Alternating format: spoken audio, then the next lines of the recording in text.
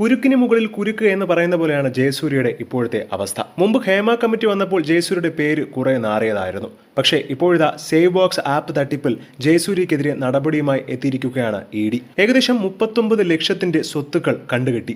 കേസിൽ ജയസൂര്യ പ്രതി ചേർത്തതിന് പിന്നാലെയാണ് ഈ നടപടി സ്വീകരിച്ചിരിക്കുന്നത്. സ്ഥാപനത്തിന്റെ ബ്രാൻഡ് അംബാസഡർ കൂടിയായിരുന്നു ജയസൂര്യ. ഈ കേസിൽ 2 തവണയാണ് ജയസൂര്യയെ ഇഡി ചോദ്യം ചെയ്തിരുന്നത്.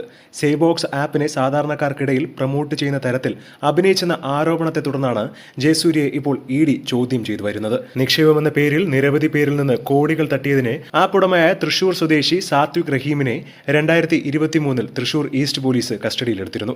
ഇയാളുമായി ബന്ധവും സാമ്പത്തിക ഇടപാടുമാണ് പ്രധാനമായും ഇഡി അന്വേഷിക്കുന്നത്.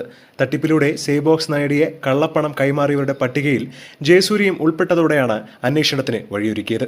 അതേസമയം പരസ്യ ആവശ്യങ്ങൾക്കും മറ്റുമായി സമീപിക്കുന്നവർ എന്തൊക്കെ തട്ടിപ്പുകൾ നടത്തുമെന്ന് ആർക്കെങ്കിലും ഊഹിക്കാമോ എന്നാണ് സംഭവത്തിൽ ജയസൂര്യ നേരത്തെ പ്രതികരിച്ചത്. മാത്രമല്ല, ഞാൻ ഒരു സാമ്പത്തിക തട്ടിപ്പും നടത്താതെ നല്ല രീതിയിൽ നികുതി അടയ്ക്കുന്ന ഉത്തരവാദിത്തപ്പെട്ട പൗരൻ മാത്രമാണെന്നും ജയസൂര്യ പറയുന്നു. മുൻപ് ഹേമ കമ്മിറ്റിയിൽ ജയസൂര്യയുടെ പേര് ഒരുപാട് കേട്ടിട്ടുണ്ടായിരുന്നു. ഇമേജ് ഒക്കെ ഏകദേശം തകർന്ന അവസ്ഥയിലാണ് ജയസൂര്യ ഉണ്ടായിരുന്നത്. പിന്നീട് ആ ഇമേജ് തിരിച്ചു പിടിച്ചപ്പോഴാവട്ടെ വീണ്ടും മറ്റൊരു കേസും. എന്താണ് ഇതിനെക്കുറിച്ചുള്ള നിങ്ങളുടെ അഭിപ്രായം എന്ന് താഴെ മറക്കാതെ കമന്റ് ചെയ്യുക. ഒപ്പം ഈ വീഡിയോ മറക്കാതെ ലൈക്ക് ചെയ്ത് സബ്സ്ക്രൈബ് ചെയ്യുക.